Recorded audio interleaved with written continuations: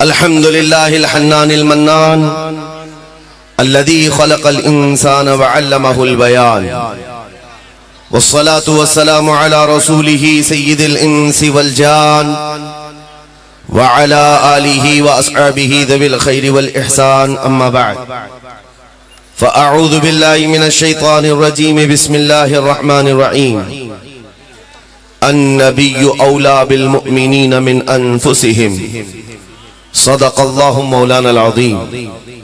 बारगाह रिसालत में आप सल्लल्लाहु तआला अलैहि वसल्लम में एक बार दुरूद पाक का हदिया पेश करें। अल्लाहुम्मा सल्लि अला सय्यिदिना व मौलाना मुहम्मदिन मअदनिल जूदि वल करम व आलिहि व अस्हाबिहिल किराम व इब्निहिल करीम व बारिक व सल्लिम सलातन दाइमतन सरमदन अबदा। आपके दरमियान खड़े होकर बड़ी खुशी हासिल हो रही है। जूनागढ़ की यह सरजमीन बड़ी तारीखी सरजमीन है, लेकिन एक बात है गुजरात के सफर से मैंने सीखा है। बहुत देर से बैठा था आपके दरमियान, गुजराती बोलते बहुत हैं, सुनते कम है। ईवान वाला भी बोल रहा है, चाय वाला भी बोल ही रहा है। सिर्फ बोलते ही हैं, सुनने की भी आदत डालें। सुनने की आदत अच्छी होती है, उससे सीखा ज्यादा जाता है, और सिर्फ बोलने वाला अपनी मनमानी ही करता रह जाता है। खैर, ये वो पाकीज़ा सरजमीन है जो औलिया कामिलीन का मस्कन रही है। आशिकाने मुस्तफ़ा की आमद यहाँ होती रही है, और तारीख तो इसकी बड़ी अजीब है। जूनागढ़ वाले जल्दी किसी के हाथ में आए भी नहीं। इनको अंडर लेने के लिए काफी कोशिशें करनी पड़ी। भारत की तारीख में जूनागढ़ की एक अलग तारीख है। लेकिन मेरे अजीजों, जिस तरह से तुम्हारी तारीख है कि जल्दी किसी के हत्थे नहीं आए, मैं ये चाहता हूं कि आज किसी और का पट्टा गले में हरगिज मत पहनना, सिर्फ आमिना के लाल का पट्टा होगा। हमारे पास अगर कोई गुलामी की निस्बत है तो ताजदार मदीना की निस्बत। इस निस्बत के साथ जियो और इसी बात पर फख्र भी करो।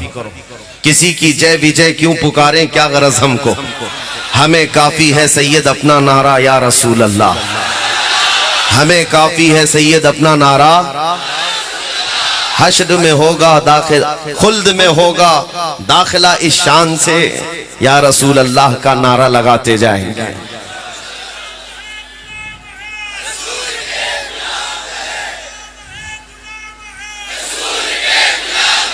मेरे अजीजों, यही वो जज्बा है जो सफर की सारी थकान उतार देता है।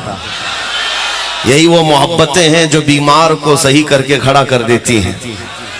उम्मत मोहम्मदिया की इस बेदारी से दुनिया खौफजदा है, लर्जा बरंदाम है। दुनिया हमारी फौजी ताकत से नहीं डरती है। इसीलिए देखो, पेट्रोल मिसाइल रखने वाले हों, बड़े बड़े महकमे रखने वाले हों, वो पेट्रोल वाले और डीजल वाले, रियाल वाले हुकूमतों से नहीं डरते हैं। माजूर व्हील चेयर पर बैठने वाले, लब्बैक कहने वाले से डरते हैं। ये भी सच बात है मेरे अजीज। दुनिया हमारी कुर्सियों से नहीं डरती है, बड़े बड़े मालदारों से नहीं डरती है। दुनिया को खौफ है तो उन कमजोरों से जो लड़खड़ाते कदमों में भी अपने नबी को पुकारते, इसलिए कि उनको पता है इनकी आवाज में और इनकी पुकार में इतना दम है, इतना दम है कि रब तबारक व तआला इनकी पुकार पर समंदरों में रास्ते पैदा कर देता है। इनकी पुकार पर आंधियां अपना रुख मोड़ लेती हैं। दी अजाने कभी यूरोप के कलीसाओं में तो कभी अफ्रीका के तपते हुए सहराओं में। आ गया ऐन लड़ाई में गर वक्त नमाज, किबला रूहों के जमीन बोस हुई कौम हिजाज। ये हमारी तारीख में बता रहा हूँ। सहाबा इकराम, ताबईन निज़ाम, नबी पाक के गुलाम, जिनका हाल ये था, दश्त तो दश्त है दरिया भी न छोड़े हमने, बहरे जुल्मात में दौड़ा दिए घोड़े हमने। एक ही सफ में खड़े हो गए महमूद अयाज, न कोई बंदा रहा न कोई बंदा नवाज। टल न सकते थे जंग में अगर अड़ जाते थे, पांव शेरों के भी मैदान से उखड़ जाते थे। हक से सरकश हुआ कोई तो बिगड़ जाते थे, अरे तेग क्या चीज है हम तोप से भी लड़ जाते थे। सुभान अल्लाह, बेशक ये हमारी तारीख है मेरे अजीजों। ये जज्बा दुनिया ये चाहती है कि दोबारा जिंदा ना होने पाए, दोबारा इनके अंदर बेदारी ना आने पाए, इसीलिए उन जुबानों को काटा जाएगा जो तुम्हें बेदार करना चाहती हैं। उन उलमा के गर्दनों में फंदे डाले जाएंगे, या तो खरीदा जाएगा या जेल में डाला जाएगा या तो उनको मार दिया जाएगा। ये तीन चीजें दुनिया हमेशा करती आई है जो कौम को बेदार करता है। ये जब मैं पढ़ रहा था उसी वक्त मेरे उस्ताद गिरामी ने मुझे बताया था ये रास्ता बड़ा कठिन है, सोच समझ करके इख्तियार कर लेना।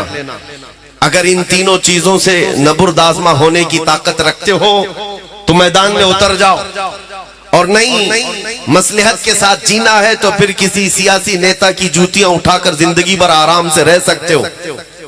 हमने ये तय किया, हमने तारीख देखी है, जूतियां उठाने वाले 40-40 साल तक नौकरी करते रहे, बूढ़े हो गए तो उनको मार्गदर्शन में बिठा दिया गया, जाओ अब तुम्हारा काम नहीं है, पार्टी में तुम्हारा काम नहीं, नए लोग हैं। लेकिन हुजूर पाक की गुलामी में हमने देखा है जो जितना बूढ़ा होता है इज्जत बढ़ती चली जाती है। अल्लाह, बेशक यहाँ इज्जत बढ़ती चली जाती है, और मोहम्मद के गुलामों में तो बुढ़ापा आ ही नहीं सकता। क्या मेरे अजीजों, आपने यहाँ वो आंखें भी होंगी जिन्होंने ताजु शरिया को देखा होगा। 75 साल की उम्र में हुस्न जमाल का हाल ये था, 1 लाख नौजवानों को एक तरफ बिठाओ, आंखें उस तरफ नहीं जाएंगी, उस एक ताजु शरिया को देखना चाहेंगे। वजह क्या है? वो हुस्न पाउडर लाली मेकअप का नहीं था, वो कदमे मुस्तफा से मिला हुआ। इसीलिए मेरे अजीजों, मैं जो बात कहने जा रहा हूं बड़ी जिम्मेदारी के साथ, जूनागढ़ की सरजमीन पर आने का बड़ा ख्वाब था, इसलिए कि यहां से हम वो ऐलान करें जिस ऐलान को सुनने के लिए बहुत सारे लोग इंतजार में होंगे। एक बात है, आज मैं ऐलान कर रहा हूं, मुझे हैरत होती है, मैंने पढ़ करके देखा इसी सरजमीन से बहुत पहले ही ऐलान हो चुका था। मैंने आज कच्छ की सरजमीन पर मिंबर से एक खिताब में ये कहा था, लोगों याद रखो मेरा ये पैगाम पहुंचा दो, किसी मस्जिद में बुत रख देने से मस्जिद बुत खाना कभी नहीं बनती। मस्जिद में एक बुत रख देने से कोई मस्जिद बुत खाना नहीं बनती, क्योंकि तारीख में है तुमने एक रखा है, काबे में तो 360 रखे थे, तब भी काबा काबा ही था, काबे का न तवाफ रुका न हज रुका। ये तो हम आज कह रहे थे, लेकिन जूनागढ़ आने के बाद पता चला यहाँ तकरीबन 50 साल पहले मर्द कलंदर शहजादे आला हजरत की आवाज आ रही थी, तुम आए छठी बाजी, फिर हुई रौनक ताजी, काबा हुआ फिर काबा, कर डाला था बुत खाना, या रसूल अल्लाह तू शम्म रिसालत है, आलम तेरा परवाना, तू माहे नबुव्वत है, ऐ जलवे जाना ना। ये वो आवाज है जो जूनागढ़ की पहाड़ियों से निकली थी। तारीख जिनको पता है वो मालूम है, सरकार मुफ्ती आजम हिंद रदी अल्लाह ताला अन्हु की जमीन है, उन्होंने उसको दूसरा बरेली बना दिया था, जहां आकर के वो ईद भी कर रहे हो, मुहर्रम भी कर रहे हो, शब बारात भी कर रहे हो। मेरे अजीजों, ये इनकी मोहब्बत आज यहाँ देखने को मिलती है। इंतकाल किए हुए 50 साल से का अरसा भी गुजर जाए, लेकिन इश्क की जो शमा उन्होंने रोशन की है वो अभी मध्यम नहीं हुई है, वो लौ अभी जल रही है। इसी लौ को बढ़ाने की थोड़ी सी और आप जिम्मेदारी उठा लें, फिर एक इनकलाब आएगा मेरे अजीजों, एक इनकलाब, एक रेवोल्यूशन आएगा। इसलिए कि मुझे पता है ये कौम अगर दोबारा किसी पर उठ सकती है तो वो सिर्फ और सिर्फ ताजदार मदीना के नाम पे उठती है। सारे मसले मसाइल छोड़ दो, सारे मसले छोड़ दो, बहुत सारी मीटिंगें होती हैं, दानिश्वरों के सेमिनार होते हैं, इंटेलेक्चुअल कॉन्फ्रेंसें होती हैं, कौम मुस्लिम के हालात पर गुफ्तगू करते हुए सियासत में हम कैसे आएंगे, क़ियादत में हम कैसे आएंगे, एजुकेशन में कैसे बढ़ेंगे, खुराफात को कैसे निकालेंगे, नशा कैसे दूर किया जाएगा, आवारागर्दी, बेहयाई, इसको कैसे, शराब नोशी को कैसे दूर किया जाए, हजारों मसले हैं मेरे अजीजों। किस किस बात पर हम गुफ्तगू करें? एक उन्वान नहीं है, हजारों बीमारियां घर कर चुकी हैं। इसलिए हजारों बीमारियों का इलाज सिर्फ एक ही है कि मोहम्मद से वफा तूने। वाह वाह, बेशक एक ही इलाज है। इसीलिए इसी उन्वान पर हम बार बार, यहूदी आलिम था, उसने कहा था मैंने डबल पीएचडी की है मुसलमानों पर, डबल पीएचडी। और उस किस बात पर वो पीएचडी कर रहा है? उसने कहा मैंने 14 सेंचुरीज देखी, इनको कई मर्तबा तोड़ा गया है, मारा गया है, घर से निकाला गया, शहर भी जला दिया गया है, बहुत मर्तबा हुआ है, लेकिन जमाना गुजरता नहीं कि दरख्त के पत्तों से ज्यादा हरियाली इनके अंदर फिर से आती है। वाह वाह, फिर ये जमा हुए, फिर मुत्तहिद हुए। इनकी टूटी बिखरी हुई बस्तियों से अजान की आवाज आज भी गूंजती है। बगदाद तोड़ कर रख दिया था चंगेज ने, हलाकू ने, गरनाता टूट गया था, मराकश बर्बाद था, कहां कहां वीरानियां नहीं आई। फिलिस्तीन में पिछले 70 साल से खून की होली खेलते हैं जालिम। लेकिन वो यहूदी कहता है हमने 1000 बार इस दरख्त को तोड़ा है, लेकिन इसमें हरियाली न कम हुई थी न कम होती है। इस बात पर मैं रिसर्च करते हुए 2 बार पीएचडी किया, डबल पीएचडी। किसी मुसलमान ने उससे पूछा कि नतीजा क्या निकला, आपके रिसर्च का रिजल्ट क्या है, आप किस रिजल्ट पर पहुंचे? उसने कहा कि ये राज की बात है, मेरे थीसिस ये कहते हैं कि इनको जब भी मारा गया, कत्ल किया गया, इनके बच्चे मार दिए गए, इनकी औरतें लूट ली गई, इनके घर तबाह किए गए, मस्जिदें, माबदें, खानकाएं जलाई गई, सब हुआ है, लेकिन दोबारा इनको जमा करने वाला इनका नेता नहीं होता, दोबारा इनको जमा करने वाला इनका नेता नहीं होता, इनका सियासी शऊर नहीं होता। ये जब जब बिखरने के बाद दोबारा जिंदा हुए हैं, सिर्फ और सिर्फ नामे मोहम्मद पर जमा होते। सुभान अल्लाह। हजारों इख्तिलाफात होते हैं, लेकिन ताजदारे मदीना के नाम पर सब इकट्ठा हो जाते हैं। अजीजान गिरामी वक़ार, ये खासियत हम नहीं बयान कर रहे हैं, गैरों ने हमें देखकर पहचान लिया है। इसीलिए 100 साल पहले अंग्रेजों ने यहाँ कहा था ये फाका कश मौत से डरता नहीं, जरा रूह मोहम्मदी इसके बदन से निकाल दो। उन्होंने बहुत तड़पाया है मुसलमानों को, लेकिन बाद में उन्होंने देखा कि ये किसी से न झुकते हैं, न मरते हैं, न कटते हैं। रूह मोहम्मदी जब तक इनके दिलों में होगी ये फिर आबाद होते हैं। इसलिए ऐसी जमातें बनाई गई जो जगह जगह घूम घूम करके तुम्हारे ईमान को लूट सके, तुम्हारे इश्क़ रिसालत का कत्ल कर सके। वो चेहरे पर दाढ़ी भी रखे होंगे, टोपी भी सजाए होंगे, जुब्बे कुब्बे भी पहने होंगे, और गली गली आकर नमाज, हज, ज़कात, रोजे, अमाल की बातें करते करते तुम्हारे दिलों से इश्क़ मोहम्मदी को खत्म करना चाहते हैं। ये अंग्रेजों की बनाई हुई साजिशें थी, उनके बनाए हुए प्लान थे। 100 साल से वो इस बात पर अमल करते रहे। लेकिन मेरे अजीजों, अल्लाह रब्बुल इज्जत का करोड़ा एहसान है, ये जमातें 100 साल से मेहनत करने के बावजूद भी हमारी कौम से अब तक वो इश्क नहीं छीन सकी हैं, और अगर छीनी थी तो हम दोबारा खड़े हैं। आज मशरिक से मगरिब, शुमाल से जुनूब, मैंने हिंदुस्तान के 200 से ज्यादा इलाकों को देखा है। जिस मजमे में गया, 8 साल के बच्चे से लेकर 80 साल तक का बूढ़ा अगर पुकारता है मजमे में तो लब्बैक या रसूल अल्लाह। सुभान अल्लाह, सुभान अल्लाह। नारे तकबीर, नारे रिसालत, तहफ्फुज़े नामुसे रिसालत कॉन्फ्रेंस, नारे तकबीर, नारे रिसालत, लब्बैक लब्बैक लब्बैक या रसूल अल्लाह, लब्बैक।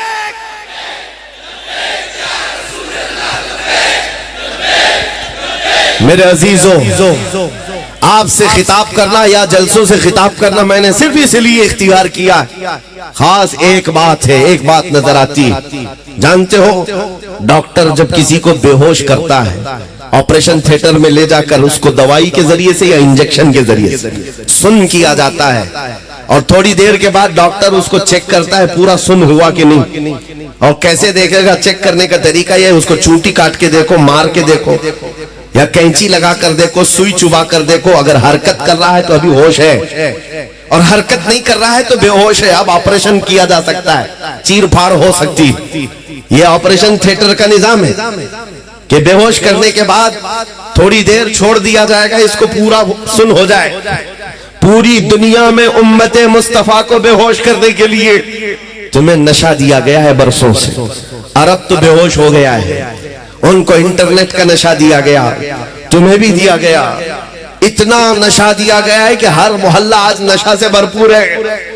और उसके बाद अब दुनिया चेक करना शुरू कर चुकी है ये पूरे बेहोश है या नहीं।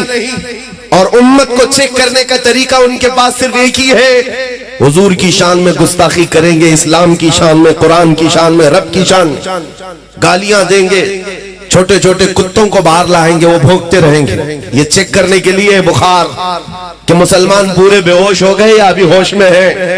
अरब तो बेहोश हो गए, खुदा का करोड़ा एहसान है हिंदुस्तान बेहोश नहीं हुआ है। हिंदुस्तान का मुसलमान बेहोश नहीं हुआ। एक कुत्ता पुकारता है तो हजारों जगह से आवाज आती है लब्बैक या रसूल अल्लाह। मेरे अजीजों, आज उलमा हमारी मोहब्बत में कहते हैं हमने उस पाखंडी को जवाब देने के लिए ललकारा था, लेकिन मेरा ये विजदान है एक सलमान अजहरी नहीं है, हर मुसलमान के घर में हर बच्चा सलमान अजहरी है। या और बात है किसी की आवाज पहुंचती है और किसी की आवाज उसके घर तक है, लेकिन तुम्हारे जज्बों की मैं कदर करता हूँ। मुझे पता है 2 साल पहले जब दिल जल रहा था, एक कुत्ता भौंकता था हुजूर की शान में, दिल ये करता था अब डिबेट नहीं किया जाए, मुनाजरा नहीं किया जाए, मुकालमा नहीं किया जाए, आ जाओ सीधे मैदान में आमने सामने बात की जाए, तुम भी हक को पहचानने के लिए देख लो। ये हमारे जज्बे थे, लेकिन मेरे अजीजों कोई प्लानिंग, कोई मंसूबाबंदी नहीं थी। एक नौजवान रमजान के मौके पर मेरे पास आया था, हिप्पी कट है, फटी जीन्स है, टैटू बनाया हुआ, कान में बाली, देखते ही लगता है आवारा है, कोई अवबाश है। लेकिन आकर शर्मते हुए उसने कहा था, झिझकते हुए, मुफ्ती साहब एक बात करनी है आपसे। कहा बता बेटा क्या है? उसने कहा सुना है आप दिल्ली जा रहे हैं, आग में कूदने की बात किए हैं। मैंने कहा तुझको इससे क्या लेना देना है, तू क्या चाहता है? कहा मैं गुनहगार बहुत हूँ, लेकिन जब हुजूर पाक की मोहब्बत की बात में आप जा रहे हैं, पहले आप नहीं कूदेंगे, मुझे आगे कर देना। अगर जलना हो तो मैं जल जाऊंगा, हुजूर के नाम पर मैं जाने को तैयार हूँ। सच बताता हूँ मेरे अजीज हो, आंखों से उस दिन आंसू आ गए। इस उम्मत को हमने देखा है, ये गुनहगार तो हो गई है, लेकिन नबी की गद्दार नहीं है। नारे तकबीर, नारे रिसालत, लब्बैक या रसूल अल्लाह। जब तक ये जज्बा तुम्हारा होगा, हमारी जिंदगी हुजूर के लिए है, तो फिर मेरे अजीजों बड़ी बड़ी ताकतों से तुम्हें डरने की जरूरत नहीं। हालात चाहे जैसे भी हो रहे हो, गुजर जाएंगे। चांद को भी गहन लगता है, लेकिन जब चांद का गहन छटता है तो फिर आबो ताब के साथ चमकता है। आज अगर इस जमात को गहन लगा है, आप क्या समझते हैं कामयाबी और तरक्की सिर्फ हुकूमत पर बैठने का नाम है? तख्त हासिल हो गया तो यही कामयाबी है? नहीं, कामयाबी अगर तख्त का ही नाम है तो क्या फिरौन बड़ा कामयाब आदमी है? नमरूद बड़ा कामयाब आदमी है? नहीं, सिर्फ तख्त पर बैठने का नाम कामयाबी नहीं है। इज्जत व वकार के साथ रब तबारक व तआला तुम्हें बेनियाज बनाकर रखा है, गैरों के सामने तुम्हारा सर नहीं झुकता रोटी कपड़े के नाम पर, तो सबसे बड़ी इज्जत तुम्हारे पास है। आज भी अल्हम्दुलिल्लाह हमारा ये यकीन है, इस कौम को अगर कोई झुका सकता है तो सिर्फ एक ही नाम पर, जब अल्लाहु अकबर कहा जाए तभी ये कौम झुकती है, वरना किसी के बाप के नाम पर कभी भी नहीं झुकती। हकीकत है या नहीं? मस्जिदों में जाओ, कोई इमाम अपने बाप का नाम लेकर झुका पाएगा आपको? कहे अपने बाप के नाम से रुकू में चलो, सजदे में चलो, कोई नहीं जाएगा। लेकिन एक छोटा बच्चा भी हाफिज कुरान अल्लाह का नाम लेकर झुकाए तो बड़ा बड़ा मालदार भी सजदे में चला जाए। ये हमारी खासियत है, ये स्पेशलिटी है। ये मैं उनको सुनाना चाहता हूँ जो दौलत का लॉलीपॉप दिखा करके और 10 साल की हुकूमत का लॉलीपॉप दिखा करके कहे आ जाओ चरणों में सर रख लो, सब तुम्हारा है। ऐसे हालात हमने बहुत देखे हैं, बहुत देखे हैं। तुम्हारे पास वो आ सकता है जो पहले से गद्दार हो, जो नबी का वफादार है, तुम्हारे ये करोड़ों की ठोकर मारकर ये ऐलान तुम्हारे सर पर चढ़ करके कहेगा अपना सब कुछ गुंबद खजरा कल भी था और आज भी है, मेरे नबी से मेरा रिश्ता कल भी था और बतला दो गुस्ताख नबी को गैरत सुन्नी जिंदा है, उन पे मर मिटने का जज्बा कल भी था और ये यकीन के साथ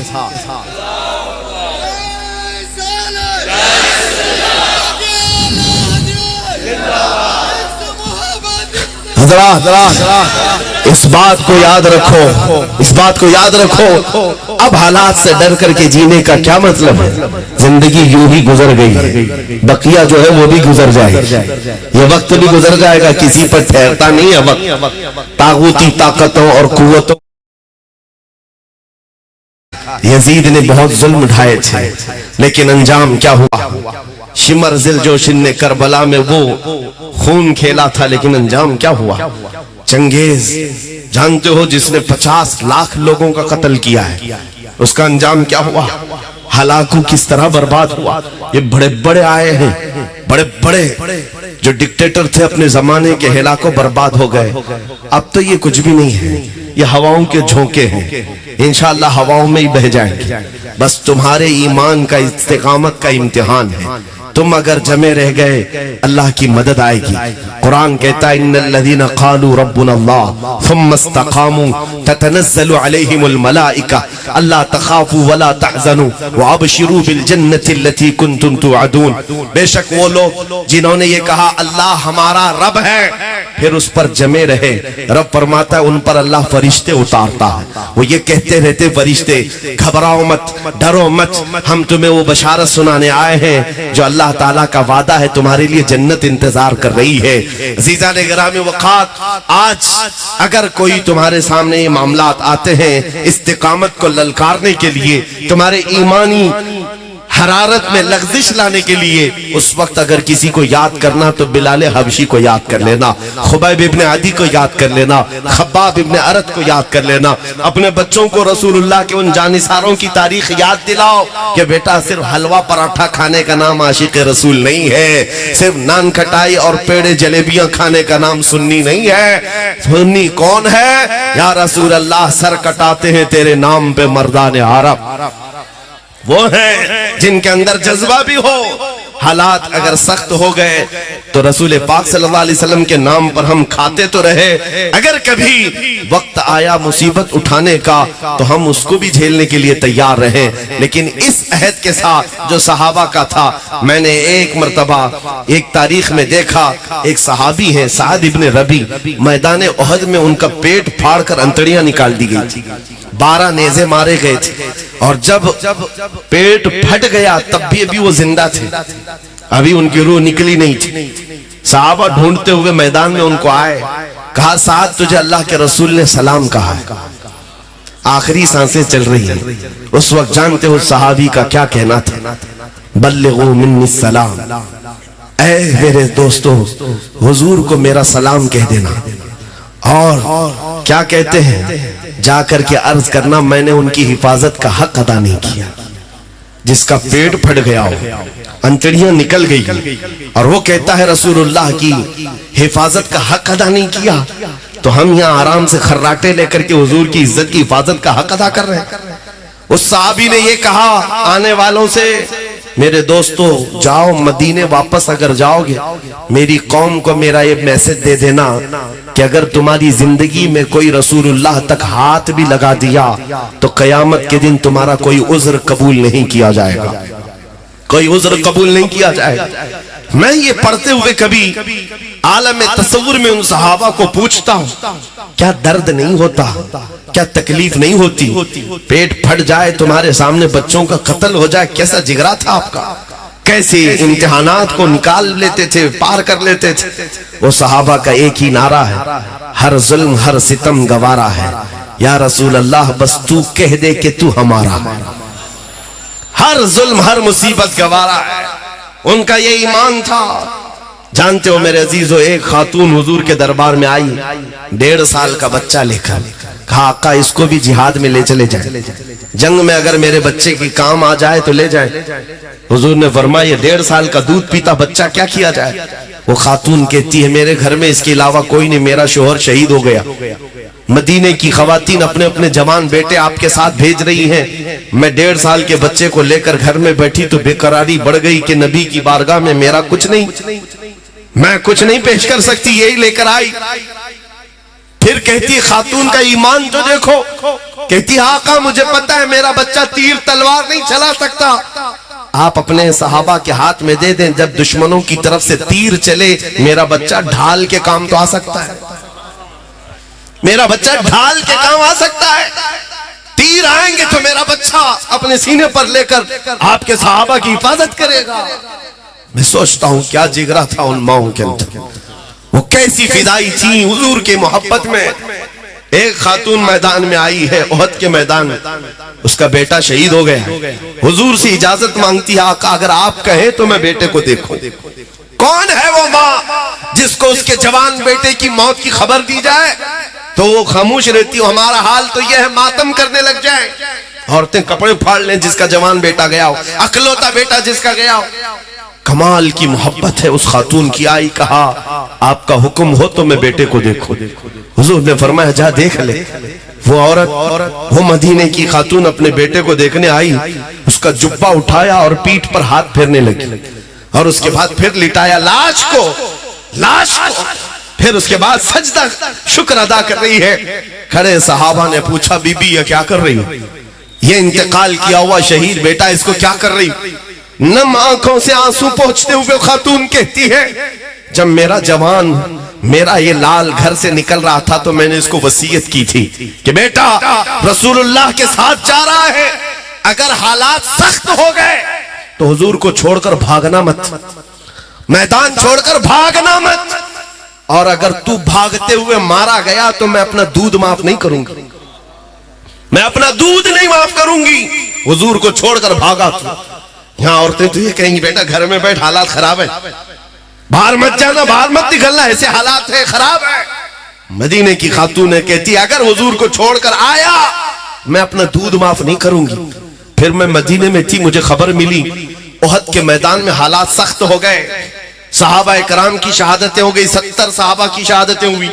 हुजूर पाक सल्लल्लाहु अलैहि वसल्लम पर जालिमों ने लोहे की टोपी से मारा जिससे आपके 2 दांत मुबारक शहीद हुए। ये खातून कहती मैं बड़ी बेकरार थी, जब ओहद के मैदान में हालात बेकाबू हो गए हैं, मुसलमानों को शिकस्त हुई है, तो कहीं मेरा बेटा मैदान छोड़कर भागा तो नहीं। मैं मदीने से भागती हुई आई, लेकिन बीच रास्ते में मुझे खबर दी गई कि नहीं तेरा बेटा भागा नहीं, शहीद हुआ, इंतकाल कर गया। वो खातून कहती फिर भी मुझे इत्मीनान नहीं था कि कहीं भागते हुए तो नहीं मारा गया, छोड़कर जा रहा था, भागते हुए तो नहीं मारा गया। मैं मैदान में आकर सबसे पहले अपने बेटे के जुब्बे को उठाकर पीठ इसलिए सहला कर देख रही थी कि कहीं दुश्मनों ने पीछे से तीर मार करके तो नहीं इसको खत्म किया है। फिर मैंने शुक्र का सजदा इसलिए अदा किया मेरे बेटे की पीठ पर एक भी जख्म नहीं है, जितने जख्म खाया है सब सीने पर लेकर खाया है।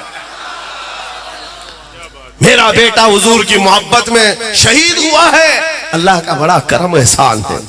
उनका ये नारा था जान दी हुई उसी की थी, हक तो ये है कि हक अदा ना हुआ।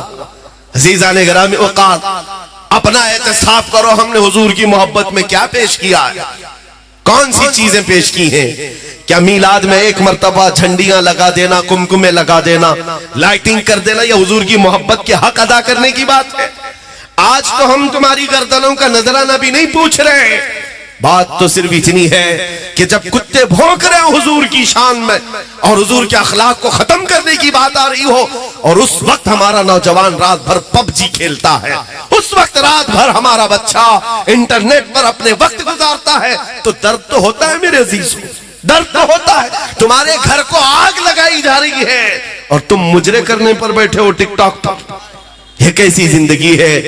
क्या ये जेब देता है किसी के घर से जनाजा निकल रहा हो और वो नाच गाने कर रहा हो, भंगड़े में मसरूफ हो? ये पूरी दुनिया में अखलाकी नहीं कहा जा सकता। इसलिए मैं आपसे कहता हूं जगह जगह के थक चुके हैं तुम्हें ये हंगामे, उठो नशाते लज्जते ख्वाबे गिरा बदल डालो, गलत रवि से मनाजिल का बौद बढ़ता है। मुसाफिरों रविश कारवां बदल डालो, उठो वो गरना हश्र न होगा फिर कभी, दौड़ो के जमाना चाल अपनी चल गया। आज उनको जुर्रत इतनी इसलिए हुई है कि तुमको देखा है कि तुम्हारे दिल के अंदर मध्यम सी बातें आ गई हैं। तुमने हुजूर पाक के अखलाक को अब हल्के में लेना शुरू कर दिया है, कवानीन इस्लाम को हल्के में लेना शुरू कर दिया है। तो भोंकते भोंकते यहाँ तक आ गई बात, अब न हमारी मस्जिदें महफूज, न खानकाहें महफूज, न हमारे मीनारों मिंबरों में हराब महफूज, न हमारी दाढ़ियां, न हमारी टोपियां, न हमारी बच्चियों के बुर्के, कुछ नहीं महफूज रहा। इसका जिम्मेदार कौन है? तारीख तो हिंद की ये बताती है, 4 औरतें हज के लिए जा रही थी। 90 हिजरी की बात है। राजा दाबिर सिंह के गुंडों ने उन 4 औरतों को गिरफ्तार करके उनका माल लूटा था और उनको उनके साथ इस्मत दरी की थी। वो खवातीन हिंद की आए थे, उन्होंने इन औरतों की आवाज सुनी और जाकर के वक्त के गवर्नर हज्जाज बिन यूसुफ के पास ये रिपोर्ट पेश कर रहे थे, हिंदुस्तान में एक राजा के गुंडों ने हज पर आने वाली औरतों को गिरफ्तार करके इज्जत लूटी है।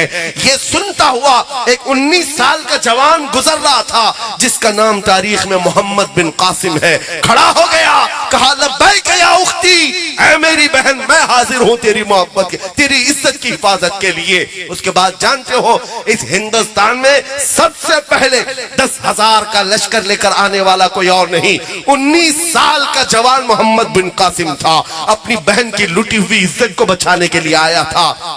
और जब आया, आज वह इलाका सिंध में है, आते ही राजा दाबिर सिंह को उसने मुखातिब करके कहा था, छोड़ दे उन खवातीन को, पकड़ ले उन गुंडों को जिन्होंने इज्जत पर हाथ डाला है। उसको घमंड था, नशा था। राजे ने कहा, ये एक छोटा लड़का मुझे ललकार रहा है, मुझे तू जानता नहीं मेरी ताकत का हाल क्या है। मोहम्मद बिन कासिम ने कहा, अगर तुझे तेरी ताकत का नशा है तो आजा मोहम्मद अरबी के गुलाम को भी एक बार देख ले, इसलिए कि तेरी सरजमीन ने अभी देखा नहीं है नबी के गुलाम होते क्या है। फिर जंग हुई थी, पहली जंग है।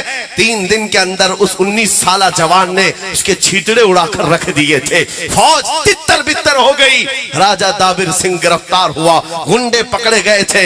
उन खवातीन की इज्जत को बचाने वाला वो जवान आजाद किया। परचम इस्लाम इस सरजमीन पर सबसे पहले लहराने वाला।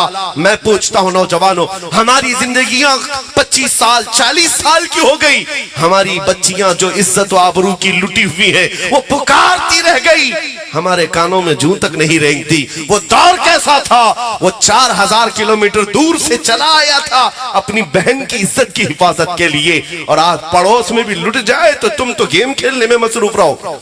हालात को बदलो मेरे अजीजों, एहसास जब बेदार होता है इनकलाब खुद ही आ जाता है, इनकलाब खुद आता है। आप अगर ये सोच रहे हो कि ये हालात अचानक बदल जाएंगे, आसमान से अबाबीलें उतर जाएंगी, जमीन फट जाएगी, उन काफिरों को निगल जाएगी, ये सब हालात कब आते हैं? जब तुम्हारा इम्तिहान होता है। अगर इम्तिहान ना लेना होता तो रसूलुल्लाह सल्लल्लाहु अलैहि वसल्लम चल करके बदर के मैदान में नहीं जाते, मदीने में बैठकर हुजूर हाथ उठाते तो अल्लाह की मदद आ जाती। जो फरिश्ते बद्र के मैदान में हुजूर की मदद के लिए उतरे, क्या वो फरिश्ते मदीने में नहीं उतर सकते थे? सहाबाए कराम वहां पर मौजूद थे हुजूर के साथ। 313 को 160 किलोमीटर दूर तक चलकर क्यों जाना पड़ा? तारीख में मौजूद है वो सहाबा जो चल करके गए थे, उनके पैरों के नाखून उखड़ गए थे, नाखून उखड़ गए थे। आज 1400 साल के बाद जाओ मेरे अजीजों, मदीने से बदर तक कोई पैदल चल के दिखा दे मुझे, पैरों में आबले पड़ जाएंगे। एसी बस में बैठ नहीं पाते आज लोग, और वो रसूलुल्लाह के दीवाने तपती हुई गर्म धूप में पैदल चलकर निकले थे, जिनके पास हाथी घोड़े भी नहीं थे ज्यादा, न तलवारें थी। साहबा कहते हैं ऐसी तलवारें थी जिससे सब्जी भी नहीं कटती थी, लेकिन भरोसा था अल्लाह की जात पर, नबी पाक की गुलामी में। बहुत बद्र के मैदान में पहुंचकर मेरे आका ने यह फरमाया था, साहबा तुम में से कोई लौटना चाहे तो यहां से लौट जाए, ये मक्का वालों का हमारा मामला है। अंसार भी आ गए थे मदीने के, तुम्हारा मामला नहीं है, तुम जा सकते हो। जानते हो एक सहाबी खड़े होते कहते हैं, या रसूल अल्लाह हम बनी इसराइल नहीं है, मूसा अलैहिस्सलाम की कौम नहीं है, हम उम्मत मोहम्मदिया, हम उम्मत मोहम्मदिया हैं। आका आप तो मदीने से बदर तक ले आए, अगर आप यमन तक भी ले जाते तो हम पीछे मुड़कर नहीं देखते। या हुजूर पाक के साथ उनकी जो वफादारी थी, उनका इम्तिहान हुआ, तब रब तबारक व तआला की तरफ से 5000 फरिश्ते भी उतारे गए। आज तुम इनकलाब लाकर दिखाओ, ये जो तुम्हारी मस्जिदें सूनी हैं, किसी दिन फजर में इसकी सफेद भर दो, फिर देखो रब तआला की रहमतें कैसे आती, फिर देखो इनकलाब कैसा आता है। तुम बिस्तरों को गर्म करके मदद के इंतजार में रहोगे तो ये खाम ख्याली नहीं है, ये खाम ख्याली है। अभी मैं नारा लगाऊं इस्लाम जिंदाबाद, हर कोई कहेगा, कहेगा कि नहीं कहेगा? इस्लाम से प्यार है, इस्लाम जिंदाबाद कहेंगे। तो फिर ये इस्लाम तुम अपनी औरतों पे क्यों नहीं पसंद करते? तुम अपनी बेटियों पर क्यों नहीं पसंद करते? कहो अपने घर में भी इस्लाम जिंदाबाद। अपनी शादियों में, शादी हॉलों में जाकर देखो तो दूर दूर तक इस्लाम दिखता ही नहीं। फिर किस इस्लाम को जिंदाबाद कह रहे? अपने घरों से जब निकाल दिया है तो फिर जालिमों से क्या तवक्को, क्या उम्मीद? मुझे रहजनों से गरज नहीं, तेरी रहबरी का सवाल है। इसलिए मेरे अजीजों, इनकलाब तुम्हारे घर से आएगा। उनकी इतनी हिम्मत नहीं है कि मस्जिदों को, माबदों को बुतखाना बना दे। तुमने जब छोड़ दिया है इन मस्जिदों को वीरान, तो हमारे यहाँ एक मुहावरा है, जब मैदान खुला रहता है तो वहां कुत्तों का राज हो जाता है। मैदान में चलते फिरते रहोगे तो कुत्ते नहीं बैठते, और जब खाली छोड़ दिया जाता है तो सब जमा होते। तुमने ये सब चीजें खाली कर दी। इसलिए आओ मेरे अजीजों, ये आज अज़्म मुसम्मम कर ले, हम इनकलाब ला सकते हैं तो चाकू, छुरी, तलवार, बारूद, बंदूक, इन सब से नहीं, अखलाक़े मुस्तफ़ा से ला सकते हैं। इनकलाब आएगा हुजूर पाक की मोहब्बत से आएगा। जामे इश्क मोहम्मद जो पहन लेता है, हर खार को वो फूल बना लेता है। हुजूर पाक सल्लल्लाहु अलैहि वसल्लम की मोहब्बत का जामा जो पहन लिया, मेरे अजीजों, ताकत इतनी हो जाती है उसके पास, असर इतना होता है, आपको हथियारों की जरूरत नहीं पेश आएगी। जामा इश्क मोहम्मद पहनकर गली में घूमने लग जाए, ऐसे ही कई कीड़ों की मौत आ जाए, सिर्फ तुम्हारी खुशबू से कई कीड़े मर जाएं। हम यही चाहते हैं। 100 साल गुजर गए, बरेली के इमाम ने जो कलम चलाया था ना, नजदी किलों में आज भी जलजला है या नहीं है? नाम से घबराहट है, खौफ है। उन्हें पता है कलम के अंदर इतनी ताकत थी कि बरेली में बैठकर लिखे हुए एक एक लफ्ज का असर ऐसा है कि आज भी जब पढ़ा जाता है तो ईमान भी ताजा होता है और कई लोगों के पेटों में मरोड़ भी शुरू हो जाता है। हर मिलाद में देखो हमारे जवान कहते हैं, हश्र तक डालेंगे हम पैदाइशे मौला की धूम, मिस्ल फारस नजद के किले गिराते जाएंगे, खाक हो जाएं अदू जलकर, मगर हम तो रजा, दम में जब तक दम है जिक्र उनका सुनाते जाएंगे। और सुन्नियों को सब पता है, मुझे मालूम है। आला हजरत देखा है आपने? आला हजरत को किसी ने देखा है? कोई नहीं होगा यहाँ देखा हो, शायद बाप ने भी नहीं देखा होगा, वो तीसरी पीढ़ी हो सकती है, कोई नहीं है देखा हुआ। लेकिन कलाम का असर ऐसा है, कलाम का ऐसा असर है, मदरसे नहीं गए होंगे, कई लोग पढ़े लिखे नहीं होंगे, तब भी मैं ये आधा जुमला बोलता हूँ, दूसरा जुमला तुम्हारा इश्क बोलता, वो जो न थे तो, वो जो न हो तो। ये जवाब कहां से आ रहा है? ये ईमानी जवाब। आला हजरत ने ऐसा जोड़ रखा है तुम्हें नबी पाक से, हुजूर के बारे में अकीदा दिया है, वो जो न थे तो और वो जो न हो तो। ये अकीदा है मेरे अजीजों, ये पिला करके गया है उस शहे अहमद रजा ने। 100 साल तक भी ये असर बाकी है और आज भी खानदान में वो मौजूद है मेरे अजीजों। वो खानदान को अल्लाह ताला सदा सलामत रखे, जहां से आने वाला हर एक इश्क की शमा रोशन करता गया। शहजादा भी कोई कम थोड़ी ना था और इश्क पिलाया ऐसे, जूनागढ़ वालों को इतना पिलाया, तकरीबन 33 मरतबा, 45 मरतबा, 35 मरतबा शहजादा आला हजरत का यहाँ पर नुज़ूल, आना जाना आना जाना। मेरे अजीज हो, आपको पता है जिस घर में चूहे ज्यादा होते हैं ना, स्प्रे मारने की जरूरत नहीं होती, दवाई रखते हैं चूहों के लिए लोग जहरीली। मैं कहता हूं नहीं, ये दवाई रखने की जरूरत नहीं, स्प्रे मारने की जरूरत नहीं, एक बिल्ली पाल लो बस काफी। बिल्ली की आवाज से ही चूहे भाग जाते हैं। इसीलिए मैं कहता हूं मेरे अजीजों, जिन इलाकों में उलमाए अहले सुन्नत का आना जाना हमने देखा है, वहां गद्दार चूहों का कोई दखल नहीं होता, वो इलाके महफूज नजर आते हैं। वो इलाके महफूज नजर आते हैं। ये इश्क जो सिखाया गया है तुम्हें मेरे अजीजों, इसको और बढ़ाने की जरूरत है, इसको और बढ़ाने की जरूरत है। आज जिस बात की हमें जरूरत है वो एक इनकलाब, जो मैं नौजवानों से चाहता हूं, छोड़ दो ये फिल्मी दुनिया को, छोड़ दो इन तमाम ग्लैमर की दुनिया को। तुम्हें टिकटॉक पर बुलाकर स्टार बनाने के जो दावे किए जा रहे हैं हरगिज सच्चे नहीं है, सच्चे नहीं है। दुनिया तो तुम्हें ऐसा बनाना चाहती है कि ना तुम मर्द रहो ना औरत रहो। दुनिया तो तीसरी मखलूक बनाना चाहती है, और बनते भी हैं बहुत सारे लोग, शौक से बनते हैं। देखो इनको कानों में बालियां भी पहन लिया, हाथों में चूड़ियां भी पहन लिया, सर में चोटी भी रख लिया, अंदर से मर्द ही है, बाहर से कुछ और दिखता है। ये दुनिया तुम्हें बना रही है और तुम शौक से बनते जा रहे हो। औरतों को नंगा कर दिया, कपड़े निकालो, कम से कम पहनो। पूछो इनसे क्यों? कहा ये फैशन है, जितने कम कपड़े पहने उतना फैशन है। तो हम पहने उतना फैशन है, तो हम तो ये कहते हैं इसके एतबार से देखा जाए तो भैंस सबसे ज्यादा फैशनेबल है। वो कुछ भी नहीं पहनती, कुछ भी नहीं पहनती, जानवर बना रहे और फैशन कह रहे हो। पूरे जिस्म की नुमाइश ये फैशन है। मेरे अजीजों, तुम्हारी इज्जत मुस्तफा के कदमों में है, अखलाक मुस्तफा में है। ये जो धक्के खाने की आदत हमारी हुई उसकी वजह यही है कि दुनिया ने तुम्हें कुछ और ही पढ़ाया है, तुम्हें कुछ और ही पढ़ाना शुरू कर दिया है। हिस्ट्री के नाम पर पता नहीं कैसे कैसे चूहों की तारीफ पढ़ाई गई। मैं कहता हूं मेरे अजीजों, जो बीमार आदमी भी हो ना, हमारा बीमार बच्चा भी हो, इसको सही करना हो तो खालिद बिन वलीद की तारीख पढ़ो, सलाहुद्दीन अय्यूबी को पढ़ाओ, शहाबुद्दीन गौरी को पढ़ाओ। और दुनिया ये नाम लेना भी नहीं चाहती। धीरे धीरे ये नाम खत्म कर दो। मुसलमानों में ये नाम जब आएंगे इनको शौक होगा, फिर बेदारी आएगी, फिर इनकलाब आएगा। इसलिए बार बार ये कुरेद कुरेद करके तुम्हें ये कहा जाता वो जालिम था, ये जालिम था, फला जालिम था, महमूद गजनवी जालिम था, औरंगजेब जालिम था, सब जालिम थे। तुम्हारे दिलों में ये बात आ जाए क्यों? उन्हें पता है कि इनकी तारीख की तरफ ये जाए तो फिर ये आशिक रसूल बन करके निकलेगा। सलाहुद्दीन को अगर पढ़ाया जाए तो सलाहुद्दीन एक बादशाह का नाम नहीं है, सिर्फ एक जर्नैल का नाम नहीं है, उस अजीम आशिक रसूल का नाम है जिसने बैतुल मुकद्दस को फतह किया था, दौलत के लिए नहीं। जब फतह किया था तो जानते हो मेरे अजीजों, बीमार हो गया तो रोने लगा सलाहुद्दीन। लोगों ने पूछा क्यों रोते हो?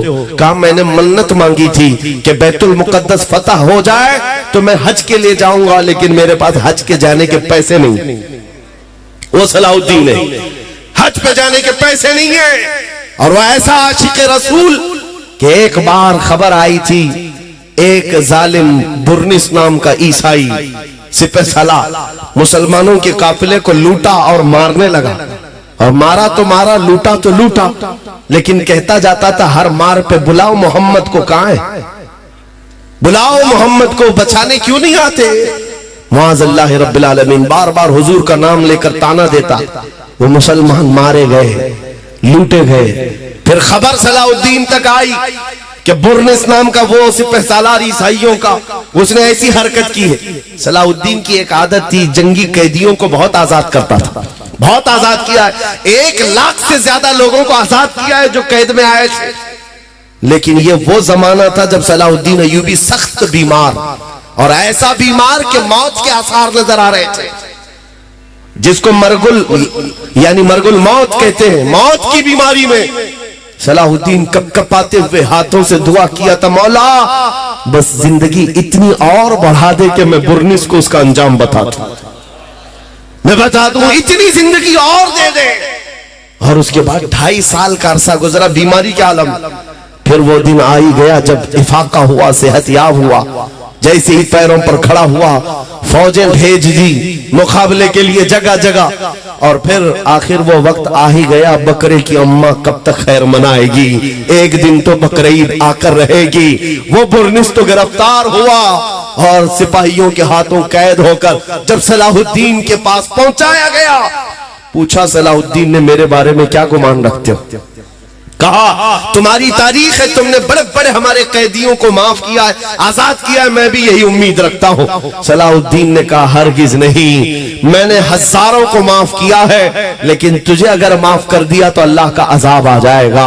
सुन, गर्दन पर तलवार रख करके सलाहुद्दीन ने कहा 2.5 साल पहले तूने उन मुसलमानों को मार करके पुकार कर कहा था बुलाओ मोहम्मद कहां है, देख मोहम्मद रसूलुल्लाह ने मुझे भेजा है तेरी गर्दन लेने के लिए। अजीजान गिरामी वखा, उस आशिक रसूल की जिंदगी पढ़कर आंखें उस वक्त भीग जाती हैं। बुरनिस को तो उसके अंजाम तक पहुंचा दिया, लेकिन उसके बाद लड़खड़ाते कदमों से पहले बिस्तर पर आकर सो गया। उनके खादिमे खास कहते हैं 2.5 साल तक बीमारी के आलम में एक दिन भी एक रात भी सलाहुद्दीन पैर फैलाकर बिस्तर पर नहीं सोया, मट्टी पर सोता था। जब हम उठाते थे बिस्तर पर आ जाओ, तड़प कर कहता मेरे नबी को कोई गाली दे रहा हो और मैं बिस्तर पर सोऊं, ये मुझे जेब नहीं देता, मुझे सलाहुद्दीन नहीं कहा जाएगा। ये ईमान था।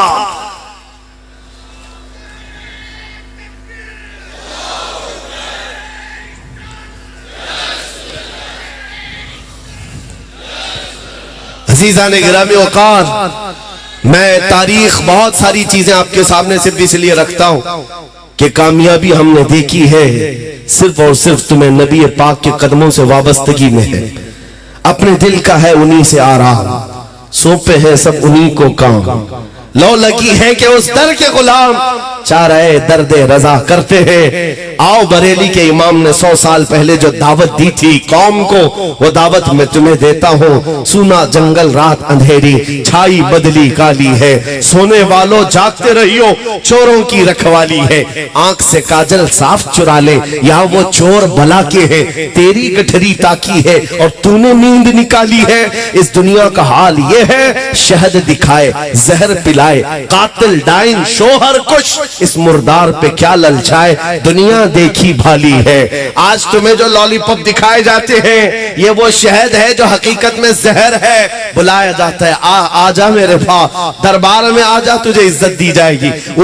उसकी गुलामी छोड़ दे, इसकी पार्टी छोड़ दे, सत्ता हमारे पास है, ताकत हमारे पास है। इन दर बदलू लोगों ने तो हमें बहुत कुछ सिखा दिया, जो रोज बदलते हैं ना, इनसे पूछो जाकर के मियाँ अभी तो कल आप उस पार्टी में थे, आज यहाँ आ गए। वो कहेंगे नहीं सकता, यहाँ हुकूमत यहाँ रहोगे तो फंड भी मिलेगा, काम भी होगा, पैसा भी होगा। तुमने बहुत अच्छी बात सिखाई है, जिसके पास ताकत होती है उसके पास जाने में फायदा होता है। तो सुनो कान खोलकर, हम सुन्नियों का मिजाज ये है, हम ताकत और कुव्वत का मालिक 5 साल वालों को नहीं समझते, उस हसीन गुंबद खजरा के मालिक को जहां में उनकी चलती है। वो दम में क्या से क्या कर दे, जमी को आसमां कर दे, सुरैया को सरा कर दे।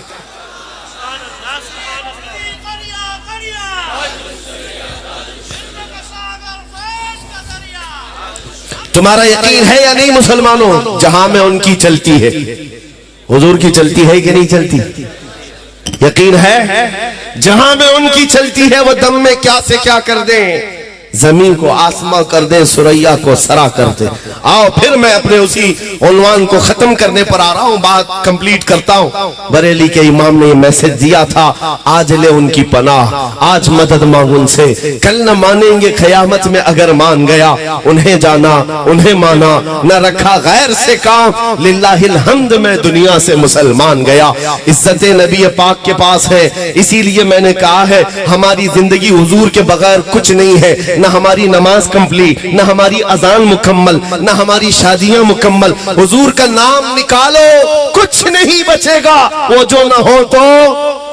और खबर में भी 2 सवालों का जवाब बहुत लोग दे देंगे। तेरा रब कौन है? अल्लाह है। तेरा दीन क्या है? इस्लाम है। लेकिन तीसरे सवाल पर बहुत सारे अपोजिशन वाले अटक जाएंगे, और जब फरिश्ते पूछते हैं उनसे, क्या कहकर पूछते हैं? हुजूर को दिखाकर पूछते हैं, हुजूर को दिखाकर पूछते। कब्र में हुजूर पाक सल्लल्लाहु तआला अलैहि वसल्लम कब्र में होंगे, फरिश्ते उनको दिखाकर पूछेंगे, ये नहीं पूछेंगे तेरा रब कौन है, तेरा दीन क्या है, ये कौन है नहीं पूछेंगे, ये कौन है ये नहीं पूछेंगे, बल्कि ये पूछेंगे इनके बारे में क्या कहता था, कौन है तो हर कोई बोलेगा ये आका है, मौला है। मरने के बाद तो हर एक की अकल ठिकाने पर आ जाए, हुजूर को देखने के बाद सब समझ में आ जाए। अरे वफात के बाद की बात है, मौत से पहले फरिश्तों को देखता है तभी उसकी पीली गीली होती है, सबको पता चल जाता है कि क्या होने वाला है। और मौत के बाद तो हुजूर को देखने के बाद इनकार कौन करे। लेकिन फरिश्ते उस वक्त कब्र में ये नहीं पूछ रहे होंगे ये कौन है, ये कौन है, नहीं, ये पूछेंगे बता क्या कहता था, मा कुंत तकुलु फी हक़्क़ि हाज़ा रजुल। ये इस्तिमरार का सेगा है अरबी में, पूछा जाएगा क्या कहता था दुनिया में, अब क्या कहता है ये छोड़, अब क्या कहता है छोड़, क्या कहता था। मेरे अजीजों, सुन्नी गदा मचल कर कहेगा मुनकर नकीर से, अब तो पाए नाज से ऐ फरिश्तों क्यों उठूं, अरे मर के पहुंचा हूं यहां इस दिलरुबा के वास्ते। सुभान अल्लाह, नारे तकबीर, नारे रिसालत, लब्बैक लब्बैक लब्बैक या रसूल अल्लाह, लब्बैक लब्बैक लब्बैक या रसूल अल्लाह, लब्बैक लब्बैक लब्बैक या रसूल अल्लाह, लब्बैक लब्बैक लब्बैक या रसूल। कब्र का जब ये हाल है, कब्र का जब ये हाल है, बखुदा खुदा का यही है दर, नहीं और कोई मफर मकर, जो वहां से हो यही आके हो, जो यहाँ नहीं तो वहां नहीं। जो हुजूर के पास नहीं है वहां भी कुछ नहीं है उसका मकाम। हश्र के मैदान में भी जाओगे, कहां कहां जाओगे, जाओ आदम अलैहिस्सलाम से लेकर ईसा अलैहिस्सलाम तक, हर नबी का यही फरमान होगा, इज़हबू इला गैरी, जाओ मेरे अलावा किसी और के पास। एक ही तन्हा शख्सियत है जो कहेगी आजा मेरे पास, मैं शफाअत के लिए बैठा हूं, वो मोहम्मदुर रसूलुल्लाह की जात है, जिनके लब पर अना लहा होगा। इसी को कहते हैं बरेली के इमाम, खलील व नजी मसीह सफी सभी से कही कहीं न बनी, खलील व नजी मसीह सफी सभी से कही कहीं न बनी, ये बेखबरी की खल्क फिरी कहां से कहां तुम्हारे लिए, या रसूल अल्लाह दहन में जुबान तुम्हारे लिए, बदन में है जान तुम्हारे लिए, हम आए यहां तुम्हारे लिए, उठे भी वहां जिना में चमन, चमन में समन, समन में फवन, फवन में दुल्हन, सजाए मेहन पे ऐसे मिनन, ये अमनो अमा तुम्हारे लिए, जमीनो जमा तुम्हारे लिए, मकीनो मकान तुम्हारे लिए, चुनीनो चुना तुम्हारे लिए, बने दो जहां तुम्हारे लिए। ये सिर्फ एक नात नहीं, ये एक अकीदा है सुन्नियों। तुम्हें दुनिया बार बार ये कहती है हमारी लाइफ है, हमें अपनी मर्जी से एंजॉय करना चाहिए, लेकिन बरेली का इमाम कहता है तुम्हारी लाइफ नहीं है, तुम्हारी मर्जी से नहीं जीना है। जिंदगी ये नहीं किसी की किसी के लिए, जिंदगी है नबी की नबी के लिए। ना समझ मरते हैं जिंदगी के लिए, जीना मरना है सब कुछ नबी के लिए। इसीलिए उनकी साथ को पहचानो, हो ना ये फूल तो बुलबुल का तरन्नुम भी ना हो, चमने दहर में कलियों का तबस्सुम भी ना हो ना ये साकी तो मैं भी ना हो, खुम भी ना हो, बस में तौहीद दुनिया में ना हो, तुम भी ना हो। खीमा अफलाक का इस्तादा उसी नाम से है, नबज़ हस्ती तपशा मादा उसी नाम से है, दश्त में दामन कहसार में मैदान में है, बहर में मौज की आगोश में तूफान में है, चीन के शहर मराकश के बयाबान में है, और पोशीदा हर मुसलमान के ईमान में है। या रसूल अल्लाह तू जो न था वो जो न थे तो, और वो जो न हो तो, जान है वो जहान की, जान है तो जहान है कि मोहम्मद से वफा तूने तो हम तेरे हैं, ये जहां चीज है क्या लाहो कलम तेरे हैं। सुन्नियों, इस यकीन के साथ आज जूनागढ़ की सरजमीन से उठना, तुम्हें कोई कितना भी बुलाए ये नहीं दे सकता तुम्हें, ना कोई तुम्हारा मसीहा है। आज हुकूमत करने वाली पार्टी भी मसीहा नहीं, अपोजिशन में बैठने वाली पार्टी भी मसीहा नहीं। हो सकता है चंद दिन हमारे जज्बात से कोई खेल ले और तुम्हें बुलाए, आओ हम ये देते हैं, आओ हम तुम्हारे साथ खड़े हैं। हमने सब देख लिया, तुम कहां कहां खड़े हो। हमारे बच्चे लुट गए तब भी हमारे साथ खड़े होने वाला कोई नहीं, हमारी मस्जिदें लूट ली गई, हमारे साथ खड़े होने वाला कोई नहीं। पूरी सरजमीन पर हमारी बात करने वाला मैदान में हो कि पार्लियामेंट में हो कोई नजर नहीं आता। सब अपने अपनी मर्जी के एतबार से सेकुलरिज्म का राग अलापते हुए उन लोगों की तो बात कर सकता है, 20 करोड़ 25 करोड़ मुसलमानों के जज्बात की तर्जुमानी करने वाला कोई नजर नहीं आता। इसलिए मैं कहता हूं कहां तुम खोए हुए हो, कहां तुम खोए हुए हो, किस पर आस लगाए बैठे हो। ये दुनिया के कुत्ते तुम्हें क्या दे सकते हैं, कौन देता है, देने को मुंह चाहिए, देने वाला है सच्चा हमारा नबी। नारे तकबीर, नारे रिसालत, नारे हैदरी, नारे हैदरी, इश्क मोहब्बत, इश्क मोहब्बत, लब्बैक लब्बैक लब्बैक या रसूल अल्लाह, लब्बैक लब्बैक लब्बैक या रसूल अल्लाह, लब्बैक। सरकार मुफ्ती आजम हिंद के इसी कलाम पर गुफ्तगू खत्म करता हूँ। क्या बेहतरीन हमें पैगाम दिया था। दुनिया आज हमें ये टोचन मारती है, ताने मारती है। तुम अगर सच्चे हो तो इतने मारे क्यों जाते हो, तुम इतने काटे क्यों जाते हो, फिलिस्तीन में तुम्हारा कत्ल क्यों इतना ज्यादा, इराक में, शाम में, यमन में, फिलिस्तीन और अरब में, अफगान में, बर्मा में, हर जगह तुम काटे क्यों जाते हो। ये बार बार जो सवाल होता है, क्यों मारे जाते हो, क्यों काटे जाते हो, उन जालिमों को है नौजवानों जवाब इतना देना। मुफ्ती आजम ने हमें सिखाया था, हम परवाने हैं मोहम्मदुर रसूलुल्लाह के, तू शम्मे रिसालत है, आलम तेरा परवाना। और जो परवाना होता है वो मरने के लिए ही पैदा होता है, जीने के लिए नहीं आता है। परवाने की जिंदगी अपनी शमा की मोहब्बत में घूम घूम कर अपनी जान दे देना। और अगर हम किसी सरजमीन पर काटे जाते हैं, मारे जाते हैं, तो एक बात याद रखो, हमारे मर जाने से इस्लाम खत्म नहीं होता। इस्लाम को खत्म होना था तो करबला में खत्म हो जाता, लेकिन इस्लाम की ये सच्चाई है, इस्लाम जिंदा होता है हर करबला के बाद। लब्बैक या रसूल अल्लाह, न घबराओ ऐ मुसलमानों, अभी खुदा की शान बाकी है, अभी इस्लाम जिंदा है, अभी कुरान बाकी है। ये जालिम काफिर क्या समझते हैं जो रोज हमसे उलझते हैं, अभी तो करबला का आखिरी मैदान बाकी है। कुछ देर की खामोशी है, फिर शोर आएगा। आज कुत्तों का वक्त है, कल